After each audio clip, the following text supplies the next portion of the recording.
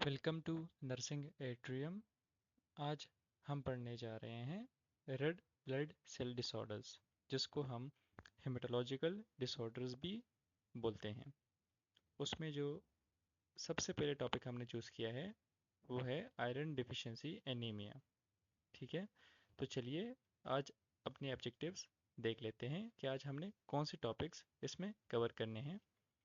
सबसे पहले define anaemia, कि एनीमिया क्या चीज़ है।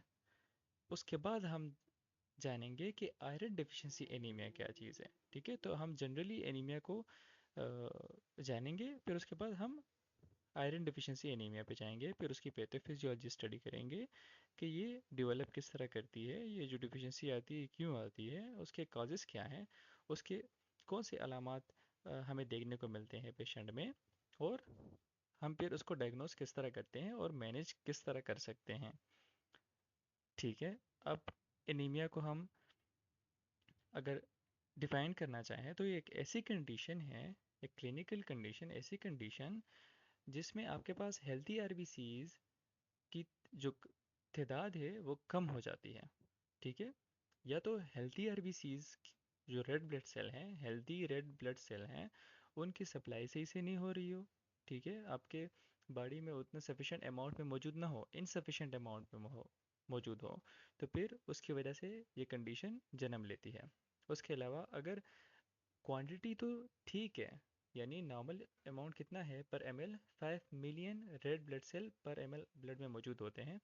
चले वो तो ठीक है, वो तो नॉर्मल है, लेकिन जो उसकी क्वालिटी है आरबीसी की, उसका जो स्ट्रक्चर है जी, उसमें जो हेमोग्लोबिन कंसंट्रेशन है, तो उसकी वो क्वालिटी अगर ठीक ना हो तो भी ये कंडीशन, भले ही उसका नंबर ठीक होगा, रेड रेड ब्लड सेल जितने चाहिए होंगे उतने मौजूद होंगे, लेकिन अगर उसकी क्वालिटी में भी डैमेज हो तो उसकी वजह से भी हमें एनीमिया हो सकता है। और इसके अलावा ये इसमें इस कंडीशन में क्या होता है कि ऑक्सीजन कैरिंग कैपेसिटी जो है रेड ब्लड सेल की, वो अगर रिड्यूस हो गई तो उसकी वजह से भी एनीमिया हो सकता है। एनीमिया को हम अपने अल्फाज में खून की कमी बोलते हैं, कि इस पेशेंट को खून की कमी हो गई है। ठीक है, चलें अब डिस्कशन करते हैं आयरन डिफिशिएंसी एनीमिया पे, क्योंकि आज हमारा टॉपिक क्या है, आयरन डिफिशिएंसी एनीमिया। ठीक है, तो उससे पहले कि हम स्टडी करें कि आयरन डिफिशिएंसी एनीमिया क्यों होता है, कैसे होता है, क्या चीज़ है, उससे पहले हम बार बार आरबीसी का वर्ड यूज़ कर रहे थे, रेड ब्लड सेल। तो ये रेड ब्लड सेल क्या चीज़ है? ठीक है, आप इस पिक्चर में, फर्स्ट पिक्चर में ऊपर देख सकते हैं, ये एक रेड रेड ब्लड सेल का स्ट्रक्चर है जिसको हम एरिथ्रोसाइट भी बोलते हैं। और एक मैच्योर रेड ब्लड सेल में हमारे पास न्यूक्लियस नहीं होता, वो एब्सेंट होता है। अब ये रेड ब्लड सेल किससे बना है? इसमें हमारे पास एक इम्पॉर्टेंट प्रोटीन है, हेमोग्लोबिन जिसे हम बोलते हैं, हीमोग्लोबिन। अब ये जो हीमोग्लोबिन है वो दो चीज़ों से बना है, एक हीम पार्ट है इसका और एक ग्लोबिन पार्ट है। ठीक है, एक हीम पार्ट है, ये हीम पार्ट है, और एक ग्लोबिन पार्ट है। तो जो हीम पार्ट इसका है वो किससे बना है? वो बना है आयरन से। ठीक है, ये आयरन आप देख सकते हैं बीच में स्ट्रक्चर में, जिसके साथ ये नाइट्रोजन ग्रुप्स अटैच हैं, ये हीम पार्ट कहलाता है। ठीक है, और जो इसके साथ ये रिंग है, first second third and fourth, ये चार रिंग्स जो हैं जिनको पायरोल रिंग बोलते हैं। अगर सिंगल बात करें तो पायरोल रिंग है, लेकिन अगर हम चारों को मिला के बोले तो इसको फिर हम क्या बोलते हैं? प्रोटोपोरफायरिन। प्रोटोपोरफायरिन, प्रोटोपोरफायरिन बोलते हैं उसको। ठीक है, तो आरबीसी की हमने डिस्कशन करी कि आरबीसी क्या चीज़ है, एक रेड ब्लड सेल क्या चीज़ है। रेड ब्लड सेल हमारे पास एक किस्म के प्रोटीन से बना है जिसको हम हेमोग्लोबिन बोलते हैं, और जो इसका एक हीम पार्ट है और एक ग्लोबिन पार्ट है।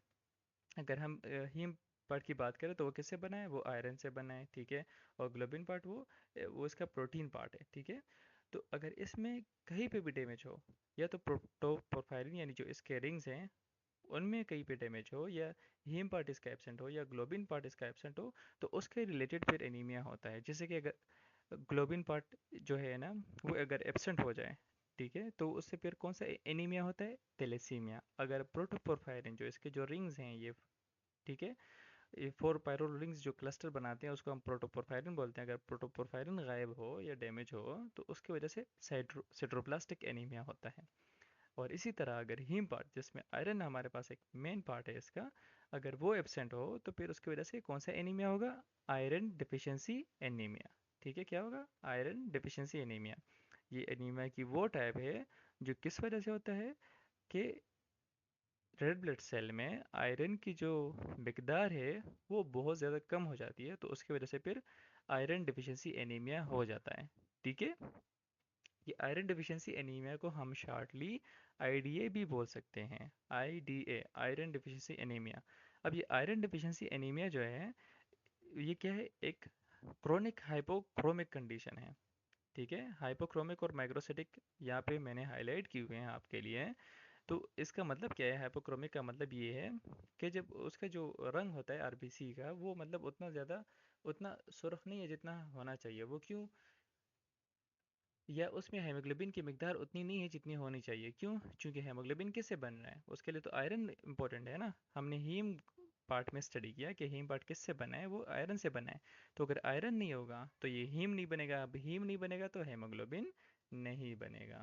ठीक है, तो इसको फिर हम हाइपोक्रोमिक बोलते हैं, जिसमें हमारे पास किसकी डिफिशियंसी होती है? हेमोग्लोबिन की। और माइक्रोसाइटिक एनीमिया क्यों बोलते हैं? क्योंकि इसके जो रेड ब्लड सेल का जो साइज़ है, आयरन डिफिशियंसी एनीमिया में जो रेड ब्लड सेल का जो साइज़ होता है, जिसको हम एमसीवी बोलते हैं।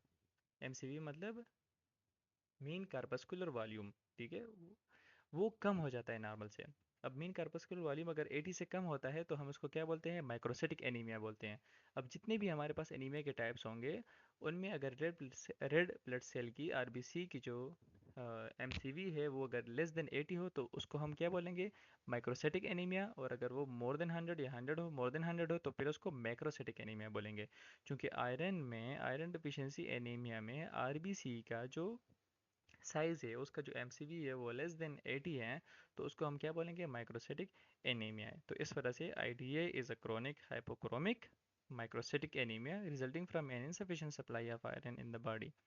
ठीक है, अगर हम इसके अलामात की बात करें कि बच्चों में कौन से अलामात इसके शो होते हैं, तो सबसे पहले ये है कि जब खून की कमी होती है, ठीक है, तो उसकी वजह से फिर उसको बहुत ज़्यादा थकान होती है, वीकनेस, फटीग, इंतहाई तका तका फील करता है वो।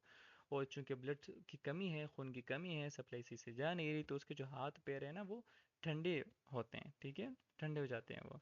और जब ब्लड की सप्लाई जाएगी नहीं, तो फिर ब्लड क्या कर रहा है? ऑक्सीजन लेके जा रहा है, न्यूट्रिशन लेके जा रहा है, ग़िज़ा लेके जा रहा है टिश्यूज़ के लिए मुख्तलिफ, सही है, पार्ट्स के लिए, पार्ट ऑफ द बॉडी, ताकि वो डेवलप करे, ग्रो करे। अब चूंकि खून की कमी आ गई है तो वो उस तरह डेवलप और ग्रोथ नहीं करेगा, तो उसका जो डेवलपमेंट और ग्रोथ है ना वो स्लो हो जाता है। ठीक है, और उसका एपेटाइट जो है ना वो भी पुअर हो जाता है, कम हो जाता है, और भूख नहीं लगती उसको। ठीक है, और एबनॉर्मल रैपिड ब्रीथिंग, वो जो सांस है ना उसकी जो नॉर्मल जो रेट है वो एबनॉर्मल हो जाती है। ठीक है, वो ब्रीथिंग सही से नहीं कर पा रहा होता। ठीक है, नॉर्मल सांस नहीं ले रहा होता, वो एबनॉर्मल हो जाता है उसका। और जो उसका जो हार्ट है ना वो भी, हार्ट रेट भी उसका एबनॉर्मल हो जाता है। ठीक है, और साथ में हमें बच्चों में बिहेवियर प्रॉब्लम्स भी देखने को मिलते हैं। और इसके अलावा एक इम्पॉर्टेंट चीज़ कि बच्चों में देखा गया है जिनमें आयरन डिफिशिएंसी एनीमिया होती है, उनको क्रेविंग होती है नॉन न्यूट्रिशियस सब्सटेंसेस की, जिसमें मतलब इतना न्यूट्रिशन नहीं होता, उनकी तरफ वो ज़्यादा उनको क्रेविंग होती है। जैसे कि फॉर एग्जांपल बर्फ़, वो बर्फ़ खाना पसंद करते हैं, मट्टी खाना पसंद करते हैं, पेन खाना पसंद करते हैं। तो ये अलामत हमें बच्चों में देखने को मिलती है, और ये कुछ इसमें जो है वो हमें एडल्ट में भी देखने को मिलती है। इसके अलावा हमें एंगुलर स्टोमेटाइटिस यानी माउथ का जो इन्फ्लेमेशन है वो देखने को मिलता है। और साथ में ग्लोसाइटस, ग्लोसाइटस बोलते हैं, ग्लोसाइट वर्ड यूज़ होता है टंग के लिए, तो अगर ग्लोसाइटस है तो वो इन्फ्लेमेशन ऑफ टंग कहलाएगा। तो आयरन डिफिशिएंसी एनीमिया में इन्फ्लेमेशन ऑफ टंग देखने को मिलता है, जिसको हम ग्लोसाइटस बोलते हैं। इसके अलावा चेलाइटिस यानी इन्फ्लेमेशन ऑफ लिप्स भी देखने को मिलता है, कि लिप्स भी इन्फ्लेम्ड होते हैं। और चूंकि ब्लड सप्लाई सही से नहीं जा रही है, तो वो ग्रोथ और डेवलपमेंट हो नहीं रही, तो नेल्स भी क्या हो जाते हैं? ब्रिटल हो जाते हैं। ठीक है, और जो मेंस्ट्रुएशन है वो या तो सही डिले हो जाती है या फिर फुल एब्सेंट हो जाती है। ठीक है, मेंस्ट्रुएशन नहीं होती, जो नॉर्मल मंथली साइकिल है वो फिर नहीं होता। ठीक है, और एम्पेयर वोंड हीलिंग, क्योंकि ब्लड सप्लाई जा नहीं रही है सही से, खून की कमी है, तो जो वूंड है वो फिर हील नहीं हो पाता। ठीक है, वो टाइम लेगा, फिर बहुत ज़्यादा टाइम लेगा हील होने में। और अब इसकी बात कर लेते हैं हम काजिज़ की, कि ये किन वजूहात की वजह से आयरन डिफिशिएंसी एनीमिया होता है। ठीक है, तो सबसे पहले कॉमन सी बात है कि इंसफिशिएंट डाइटरी इंटेक, कि वो डाइट में आयरन उतना नहीं ले रहा जितना उसको लेना चाहिए, ठीक है। फॉर एग्जाम्पल अगर हम बच्चों की बात करें, तो जब वो पैदा होते हैं तो माँ का दूध पीते हैं, वहाँ से मेनली उनका न्यूट्रिशन पूरा हो रहा होता है, और उसमें मतलब और वो उसके लिए अच्छा भी होता है माँ का दूध बच्चों के लिए। लेकिन देखा गया है कि जो आयरन पार्ट है, आयरन एलिमेंट है, वो माँ के दूध में वो कम होता है, ठीक है। तो उसकी वजह से फिर बच्चे को क्या हो सकता है, आयरन डिफिशिएंसी एनीमिया हो सकता है, ठीक है। तो उसके लिए फिर हम साथ में कोई सप्लीमेंट्स देते हैं या पाउडर फॉर्म में कुछ देते हैं उसके ऐसे बच्चों को, ठीक है। तो अगर आप डाइट में नहीं ले रहे हो आयरन सही से, तो उसकी वजह से फिर क्या हो सकता है, आयरन डेफिशिएंसी एनीमिया। इसके अलावा क्रोनिक ब्लड लॉस, अगर आपको खून बहुत ज़्यादा, फॉर एग्जांपल ब्लड लॉस हो रहा हो बहुत ज़्यादा, तो क्या हो रहा है, आरबीसी लॉस हो रही है ना, आरबीसी, आयरन, हेमोग्लोबिन, वो सारा लॉस हो रहा है, तो उसकी वजह से भी आपको क्या हो सकता है, आयरन डेफिशिएंसी एनीमिया। इसके अलावा अगर आपके बॉडी में आयरन की एब्जॉर्प्शन नहीं हो रही, आप आयरन खा तो रहे हो लेकिन वो एब्जॉर्ब नहीं हो रहा, ठीक है। अगर वो एब्जॉर्ब नहीं होगा तो वो यूज़ किस तरह होगा, यूटिलाइज किस तरह होगा, नहीं होगा वो यूटिलाइज, ठीक है। तो आरबीसी के लिए वो मौजूद नहीं होगा, वो हीमोग्लोबिन नहीं बना पाएगा, और आरबीसी हेल्दी नहीं होगा, तो उसकी वजह से भी आयरन डिफिशिएंसी एनीमिया होता है। इसके अलावा अगर एक्सेसिव डिमांड हो जाए आरबीसी के प्रोडक्शन के लिए, एरिथ्रोपोएसिस प्रोसेस के, जो आरबीसी की प्रोडक्शन डिमांड बहुत ज़्यादा हो गई है, ठीक है, एक लिमिट तक आयरन जो है उसको आयरन जाएगा जाएगा जाएगा आरबीसी के लिए, क्योंकि आरबीसी के बनाने में, उसके बनने में, उसके प्रोड्यूस होने में आयरन का इंपॉर्टेंट रोल है, उसका हीम पार्ट बनाता है हेमोग्लोबिन में, ठीक है। तो एक टाइम तक तो वो सप्लाई जाएगी आयरन की, लेकिन बॉडी में इतना ज़्यादा आयरन तो मौजूद नहीं होता ना। तो फिर भी अगर डिमांड वो ज़्यादा करेगा आरबीसी के प्रोडक्शन के, और ज़्यादा खून सेल के, और ज़्यादा खून के सेल बनाने, और ज़्यादा रेड ब्लड सेल बनाने, अब आयरन है ही नहीं तो किससे बनाएगा वो, ठीक है। और सारा आयरन जो भी होगा ना, वो ये सारा यूटिलाइज हो जाएगा, जब वो सारा यूटिलाइज होगा तो बॉडी में कमी आ जाएगी आयरन में, तो उसकी वजह से भी आयरन डिफिशिएंसी एनीमिया हो सकता है। इसके बाद हम इसके डायग्नोस्टिक्स टेस्ट पढ़ते हैं कि आया, फिर हम इसको डायग्नोस किस तरह करेंगे कि पेशेंट को आयरन डिफिशिएंसी एनीमिया है या दूसरे टाइप ऑफ एनीमिया है, या कौन सा एनीमिया है, या उसको, इसको डायग्नोस किस तरह करेंगे। तो हम सबसे पहले सीरम आयरन देखेंगे, ब्लड में हम आयरन देखेंगे कि ब्लड में आयरन कितना है। नॉर्मल रेंज जो है मेल के लिए वो 65 टू 176, और फीमेल के लिए 50 टू 170 माइक्रोग्राम पर डेसीलीटर, ठीक है। ये रेंज आपने याद रखनी है, ठीक है। तो अगर इस रेंज में मेल और फीमेल का जो रेंज दिया हुआ है, इससे अगर कम आ रहा हो सीरम यानी ब्लड में आयरन, तो फिर क्या होगा, कंफर्म हो जाएगा कि पेशेंट को क्या है, आयरन डिफिशिएंसी एनीमिया है। इसके अलावा हम साथ में एच बी हेमोग्लोबिन भी देखते हैं, और एच सी टी हेमाटोक्रिटिक लेवल भी देखते हैं, वो दोनों भी डिक्रीज होंगे, ठीक है।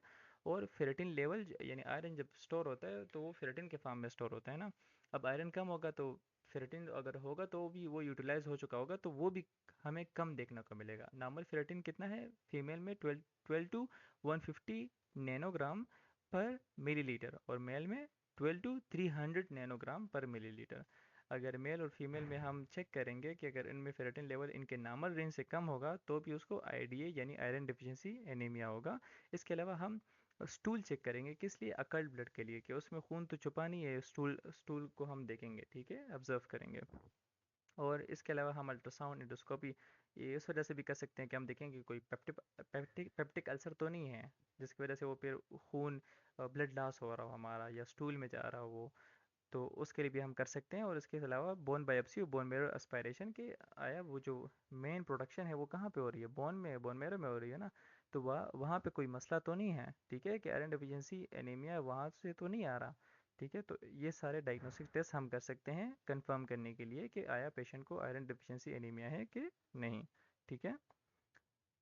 अब इस डिजीज़ को मैनेज किस तरह कर सकते हैं, तो ज़्यादातर हम सप्लीमेंट्स देते हैं, कौन से, oral ferrous sulphate supplement, oral ferrous sulphate supplements. लेकिन ज़्यादातर जो है वो ओरल जो है ना, वो टॉलरेट नहीं कर पाते पेशेंट्स, तो फिर हम उनको फिर पेरेंटल देते हैं, ठीक है, ओरल नहीं देते, फिर पेरेंटल देते हैं।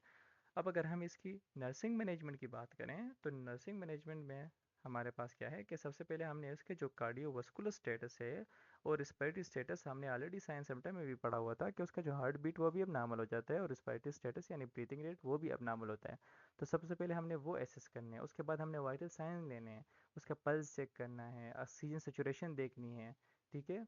तो फिर हमने वाइटल साइन एसेस करने हैं, उसके बाद हम जाएंगे और देखेंगे कोई sign and symptom of bleeding तो नहीं है, कोई ब्लीडिंग तो नहीं हो रही है, यानी स्टूल में ब्लड तो नहीं आ रहा, या वो वोमिट कर रहा हो और उसमें ब्लड जा रहा हो, ठीक है। तो ये सारे साइन एंड सिम्टम हम देखेंगे कि बॉडी से ब्लड लॉस तो नहीं हो रहा ब्लीडिंग के फॉर्म में। और फिर हम टीचिंग क्या देख सकते हैं डाइट में हम उसको ये बोल सकते हैं कि आप ऐसे खाने खाओ जिसमें हमारे पास आयरन की मिकदार ज़्यादा होती है, तो आप ऐसे खाने खाओ जैसे कि almonds, egg yolks, spinach, liver, beef. चूँकि इनमें आयरन की मिकदार ज़्यादा होती है तो आप इसको पेशेंट को ये सजेस्ट कर सकते हो, ठीक है। इसके अलावा भी हमारे पास फूड्स एंड फ्रूट्स हैं जो जिसमें आयरन की मिकदार ज़्यादा होती है, तो वो भी सजेस्ट कर सकते हो। अच्छा, और पेशेंट को चूँकि वीकनेस बहुत ज़्यादा होती है खून की कमी की वजह से, फैटीग बहुत ज़्यादा, वेरी टायर्ड होता है, लेथार्जिक फील कर रहा होता है, तो हमने पेशेंट को क्या बोलना है कि आपने वक्फे वक्फे से आपने आराम लेना है, ठीक है। एक साथ काम नहीं करना, बल्कि आप अगर थोड़ा सा आप चल लिए या थोड़ा सा काम कर लिया आपने, तो आप फिर आप वक्फा लो और आप रेस्ट करो, ठीक है। और साथ में हम सप्लीमेंट आयरन, जिस तरह ऑलरेडी हमने बात की कि ओरल फेरस सल्फेट जो जो भी प्रिस्क्राइब किया होगा, वो भले ही ओरल देना है या पेरेंटल देना है, तो हम उस तरह ही फिर मैनेज करेंगे। और एम्फेसाइज कंप्लाइंस, कि हमने पेशेंट को बोलना है कि जो डाइट हमने आपको बोली है, जो परहेज़ का बोला है आपको, डाइट का बोला है आपको, आपको मेडिसिन का बोला है, तो आपने ये टाइम पे लेनी है ये चीज़ें, ठीक है। और iron therapy for 2 to 3 months after the haemoglobin level returns to normal. भले ही अगर आप आयरन के लिए थेरेपी ले रहे थे और आपका हेमोग्लोबिन नॉर्मल भी हो गया, ठीक है, वो नॉर्मल हो गया मतलब 2-3 महीने बाद या 1 महीने बाद, अब वो आपका नॉर्मल हो गया, हेमोग्लोबिन पहले कम था अब नॉर्मल हो गया है, ठीक है। लेकिन उसके बाद भी आप कंटिन्यू रखोगे कितने वक्त के लिए, 2 to 3 months के लिए, फिर भी आपने थेरेपी छोड़नी नहीं है, आपने कंटिन्यू रखनी है, ठीक है। That's it. Iron deficiency anaemia पे यहाँ तक था। अगर आपको कोई सवाल है तो आप इस ईमेल पे मेल कर सकते हो या इसके नीचे कमेंट भी कर सकते हो, जो भी आपका सवाल है, और हम कोशिश करेंगे कि आपको उसका जवाब दें। और काइंडली जो ये चैनल है नर्सिंग एट्रियम, इसको भी सब्सक्राइब करें और बाकी जो नर्सिंग फेलोज़ हैं आपके, काइंडली उनके साथ भी शेयर करें। Thank you.